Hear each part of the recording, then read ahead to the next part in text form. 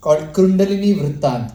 Kundalini, now you know what it is. It is the motherly energy inside you which is all awakened in you now. So this performance is about that Kundalini. Many a time seekers are faced with fundamental inquiries with oneself and our existence. Even after all the beautiful teachings of all the scriptures in all the religions, why is a common man unable to imbibe these in their real life and many times succumbs to baser feelings like anger, jealousy, and greed?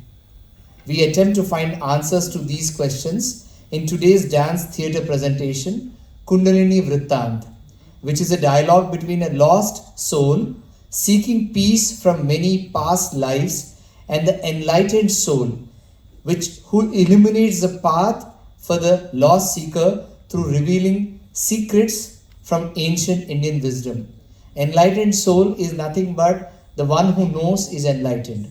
The one who doesn't know is lost. So when the self-knowledge comes within us, we are enlightened. Some of you may be familiar with Maslow's hierarchy of needs. At the base level, your physiological needs. When you need food, water and all. After that, you need safety needs. You all need a shelter, a place to live, a roof on top. Then you need family needs, social needs. You want to have a family, a circle around you. Then the need is esteem, recognition amongst people. The highest need is self-realization or self-actualization. That need is what we have fulfilled today. Self-realization. You said, no, mother, give me self-realization, which is the highest of the pyramid of hierarchy of needs.